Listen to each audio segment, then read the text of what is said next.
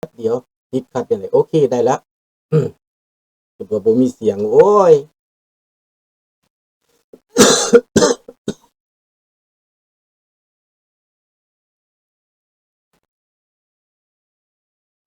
ความเฒ่าความแก่ความชราเนาะเฒ่ามาแล้วเป็นอายออกแอกเฮ้ยคือเห็นปวดตู้ข้าวนั่นตื่นมาเช้ามา4 โมงตื่นแล้วดังไฟแล้วก็สวยลูกเด้อมกเผือกสุกเลยเด้อมกมันสุกเลยเนาะขึ้นฮอดตอนนั้นเนี่ยนอนกับบ่ได้นอนเทิงเฮือนเนี่ยนอนอยู่ตารางนอนอยู่ขี้ดินนี่นะบ่อนนั้นเตาไฟบ่อนนั้นเอาเตาไฟมาใส่แล้วเอาผ้ากระตาดมาใส่แล้วเอาสาดมาปูแล้วก็นอน2-3ไม้น้องนอนในเตาไฟได้คราวนั้นขอบใจเด้อเลยส่งให้บ่งซั่นขอบใจหลาย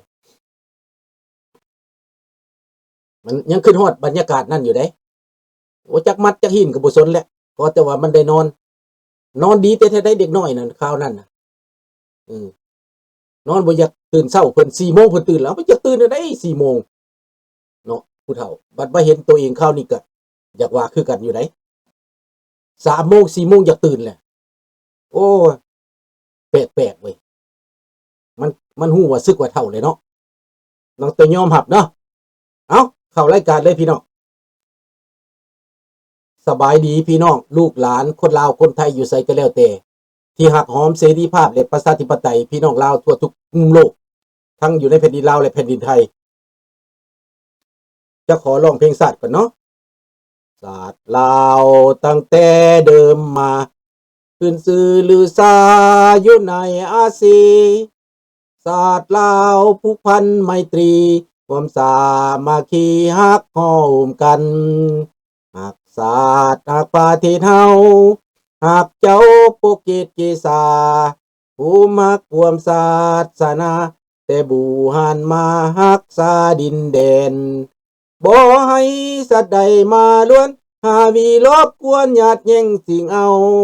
ให้ขึ้นเขามาดูวุ่นวายสู้จนตัวตายต้านทานศัตรูช่วยเสือสู้เลือดเนื้อเสือเผาพื้นผู้กวาวบรรเทาถูกกันโพบ่โพสวัสดีเด้อโพเด้อบิ๊กเป็นว่าเป็นโพเนาะ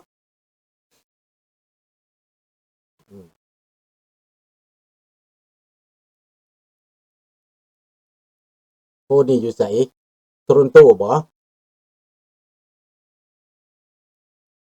หรือว่าอยู่ลาวเนาะมื้อนี้ประเด็นของเฮาก็แม่นว่าธนาคารรัสเซียสวัสดีจอนเศรษฐกิจรัสเซียล่มสลายธนา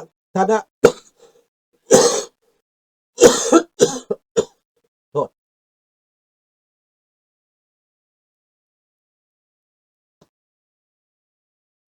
ธนาคารลุกทึนเงินในธนาคารหดหายไปหนี้สิน80%ประเทศรัสเซียประเทศลาวไปเกาะห้อยอยู่กับรัสเซียได้จังได๋เฮาเว้าถึงรัสเซียน่ะเฮาอยากรู้จักว่าที่ลาวไปอันไปร่วมมือกับรัสเซียน่ะแทนที่สิร่วมมือกับอเมริกาแทนที่สิร่วมมือกับยุโรปแทนที่จะร่วมมือกับตะวันตกเสื้อกะโหลกไปร่วมมือกับรัสเซียประเทศที่มันล้มเหลวประเทศที่เป็นเผด็จการประเทศที่เฮ็ดสงครามแล้วมื้อนี้จะข่าวพี่น้องคนไทยว่ายูเครนเขาตายลงหลายภัยมากนะเขาเกิดสงครามนะแต่ประเทศเพื่อนบ้านเฮานี้จีนบ่สามารถส่งโดรนไปโดยตรงให้รัสเซียได้เพื่อจะไปเฮ็ดสงครามเพราะย่านหยังย่านถูกลงโทษประเทศเพื่อนบ้านเฮาคือไสประเทศไทยมันเป็นไปได้จังไดวะประเทศไทยส่งโดรนไปให้ทหารรัสเซียเอาไปฆ่าคนยูเครนเฮานี่เป็นคนศาสนาพุทธเฮาเฮ็ดได้จังไดอันนี้พี่น้องตั้งคำถามเด้อคนไทยเด้อพี่น้องคนไทยทั้งหมดฟังแล้วนี่นะตั้งคำถามบลูมเบิร์กเขารายงานได้นี่ข้าพเจ้าเข้าไปเบิ่งนี่ ข้าพเจ้าตกใจได้ว่าประเทศไทยนี้ขายโดรนของจีนไปให้รัสเซียเอาไปเหตุสงครามฆ่าคนยูเครนฆ่าทหารยูเครนสัมพอเขาจึงต่อต้านนั้นยูเครนต่อต้านอเมริกาเสียงส่วนใหญ่จะเป็นแบบนั้นและพี่น้องคนไทยประชาชนคนไทยทั้งประเทศนี่คิดแนวใดว่ามันเกิดแนวนี้ขึ้นมานี่พวกท่านคิดว่าเฮามีศีลบ่เฮาถือศาสนาพุทธแท้บ่นี่นะ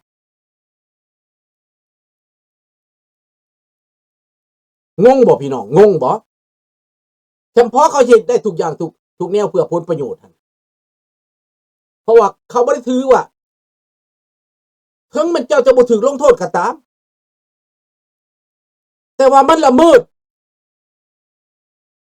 จรรยาบรรณมันละเมิดศีลธรรมเจ้าใดเจ้าคนศาสนาพุทธเด้มันซั่นเจ้าสิว่าประเทศพุทธบ่เจ้าฮู้ว่าฆ่าคนนี่มันบาปศีล5นี่นะมันบ่มีแล้วเด้เนี่ยระดับใดก็บ่มีแล้วเด้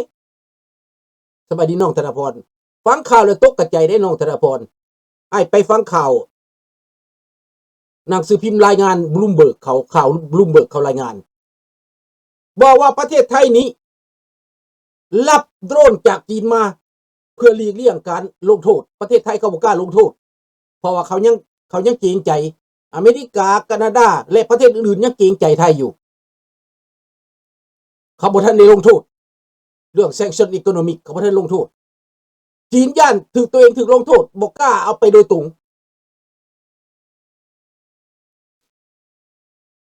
ในกรุงเทพเลยแหละขายโดรนให้รัสเซียจำเพาะเพิ่นจะพักกันย่องรัสเซียน่ะเสียหายเบิดโลกเขาฮู้แล้วเสียหายเบิดเด้ถ้าพี่น้องคนไทยทั้งประเทศได้ยินแล้วพี่น้องคนไทยว่ามันถูกต้องบ่มันเหมาะสมบ่โลกนี่เขาลงโทษรัสเซียบ่ขายให้เรื่องโดรนไปฆ่าคนเฮ็ดสงครามอันนี้เจ้าเอาโดรนไปโดรนมันโดรนขนาดใหญ่มันเอาระเบิดไปเท่าใดโดรนทุกชนิดเพิ่นขายไปน่ะบริษัทตั้งอยู่ในไทยเองกับบริษัทจีนรวมมือกันนี่พี่น้องฝรั่งเขาได้ยินปุ๊บเขาลงโทษโลดเห็นบ่คันลงโทษสะเทือนหยังก็สะเทือนประเทศไทยแน่นอนพี่น้องยังแต่เขาบ่ทันลงโทษรัฐบาลลงโทษอันนั้นหั่นแล้วยังเท่านั้นแหละต่อไปก็สิแม่นเขาสิพิจารณาแนวนั้นติจะสิแก้ตัวแบบใดถึงจะแก้ตัวได้ถึงจะรอดไปได้นะ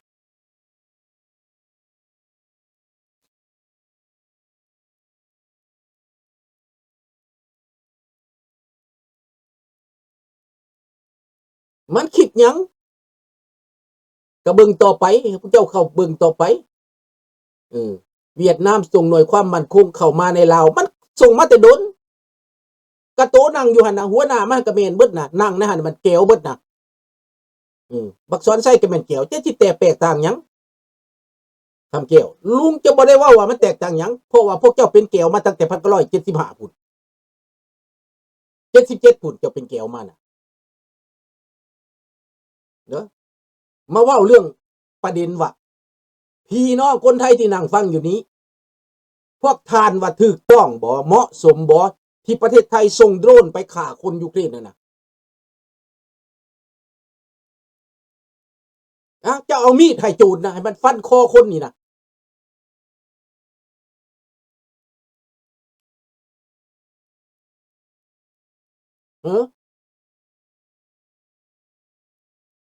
ก็คือเบิ่งพี่น้องบ่ทันได้ยินบ่เคยได้ยินแม่นบ่แต่เฮ็ดจั่งใดล่ะแม่นผู้ใดส่งล่ะกรมศุลกากรกระทรวงเศรษฐกิจการค้าเจ้าอยู่ไสล่ะผู้ชื่อว่าดังๆดิ่งๆหั่นน่ะไปไสแล้วไปไสเบิดเจ้าคือบ่เห็นเจ้าคือบ่เข้าใจจนเขาท้วงจนเขาเว้า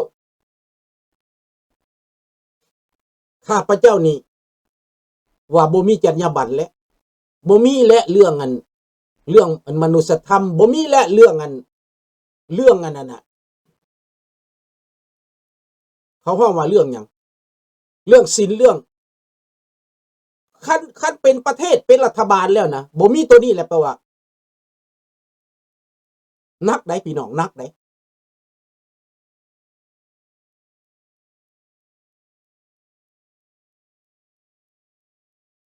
มันก็เป็นความจริงกันแล้วเขาจับได้แล้วเขาจังเว้านี่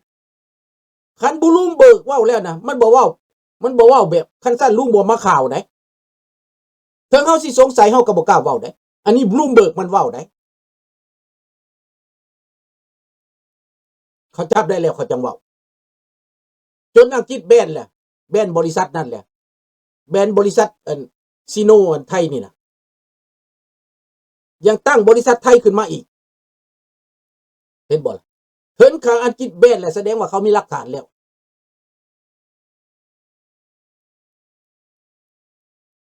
มันบ่มีศีลธรรมและคนในประเทศยังบ่ตื่นยังบ่ฮู้เป็นหยังเขาจังข่าวโปรรัสเซียโปรจีนนั่นน่ะเขาจะนำให้ประเทศไทยนี่ไปเป็นลูกน้องจีนไปเป็นลูกน้องรัสเซียนี่นะ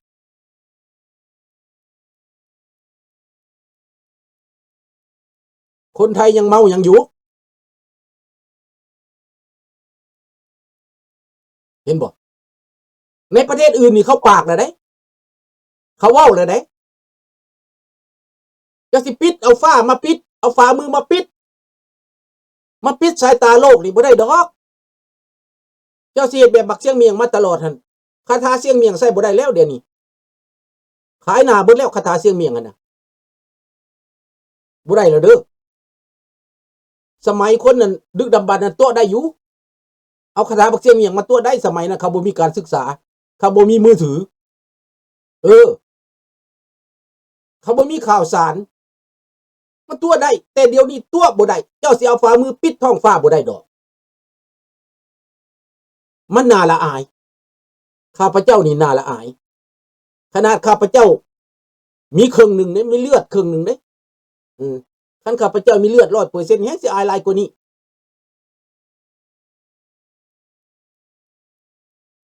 เห็นบ่ล่ะไปเบิ่งเด้อแน่นอนต้องมีข่าวบ่มื้อนี้กับมื้ออื่นมันต้องมีข่าว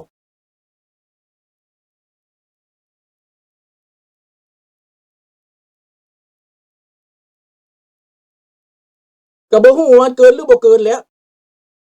เจ้าเอาโดรนไปเป็นหยังโดรนมันไปฆ่าคนมันง่ายๆโลดนะเออมันบ่ได้เป็นไรเรื่องได้เขาเจ้าเฮ็ดเองบ่ว่าคันประเทศรัสเซียเฮ็ดเอง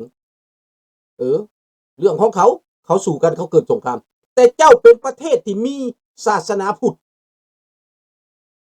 เจ้าเป็นประเทศที่มีหน้ามีตาเจ้าควรจะต่อต้านสงครามอันนี้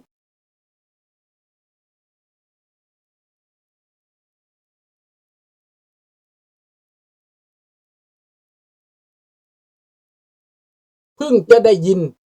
แต่บ่เคยเห็นประเทศผลิตโดรนส่งต่างประเทศได้ยินแต่จีนส่งโดรนมาให้เขมร10,000 กว่าเครื่องอันนี้100%มันเป็นหลายปีมาแล้วตั้งแต่เริ่มสงครามพุ่นเขาหาจะมาจับได้เป็นหยังรัสเซียจังมีโดรนตลอดบ่ได้เอามาแต่อิหร่านเด้โดรนของจีนนี่นะมันไปฮอดประเทศรัสเซียได้จังได๋เพราะว่าอเมริกาและประเทศอื่นจับตารัสเซียอยู่นานาชาติเขาจับตารัสเซียอยู่เขาลงโทษเขาแซงชั่นยังบ่ได้ออกถ้าจีนส่งไปโดยตรงประเทศจีนนี่เขาปิดกั้นจีนนี่ภายใน1 เดือนภายใน3 วันสินค้าบ่เข้าบ่ออกเขาลงโทษเบิด100%โลดจีนตายโลดอยู่บ่ได้เกินเดือนตายล่มละลาย